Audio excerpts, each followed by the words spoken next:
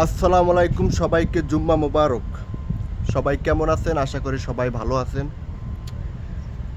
তোফাজ্জল ভাইকে নিয়ে আজ কিছু আমি কথা বলবো। তোফাজ্জল ভাই, দেখেন, তোফাজ্জল ভাই কিন্তু একটা পাথরঘাটার কৃতি সন্তান, কিন্তু অনলাইন মিডিয়া জগতে কিন্তু তোফাজ্জল ভাই কিন্তু অলরেডি ভাইরাল হয়ে গেছে।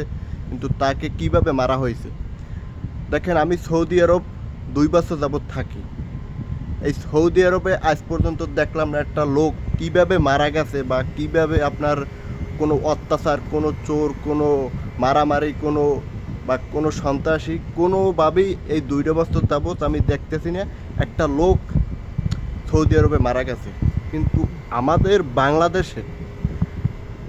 বাংলাদেশে দিন রাত 24 ঘন্টা কিন্তু মানুষ মারা যায়। হোয়াই লাইক দিস এরকম যদি বাংলাদেশের প্রতি, দেখেন, সৌদি আরব কিন্তু বাংলাদেশ থেকে দ্বিগুণ কিন্তু অনেক বড়, কিন্তু কিন্তু সৌদি আরব কিন্তু মানুষ কোনো সন্ত্রাসী, কোনো চাঁদাবাদী, কোনো কিছু নাই।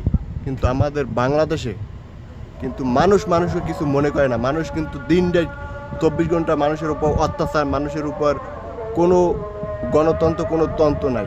কিন্তু সৌদি আরব আজ 2 বছর যাবত আমি সৌদি আরব আছি, কিন্তু একটা মানুষ কোনোভাবে কোনো মানে কোনো গুল্লি করে বা কোনো অত্যাচার, কিন্তু কোনো মারামারি, কোনো প্রকারের নেই। কিন্তু আমাদের বাংলাদেশে সেটা কিন্তু আছে।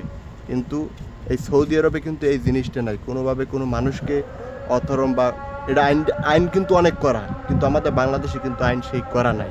সেই কারণে আমাদের বাংলাদেশে সবার আইন হাতে তুলে নেয়, তাই এই কারণে মানুষ মারা যায়। তাহলে কী কমো বাংলাদেশ নিয়ে কিছু আর বলার নাই। তাই আল্লাহ তাআলা আমাদের বাংলাদেশকে অনেক সুন্দরভাবে এগিয়ে নোক, আর এই অত্যাচার থেকে যাতে আল্লাহ তাআলা আমাদের মুক্তি দেয়, সেই দোয়া সবসময় করি। আল্লাহ হাফেজ।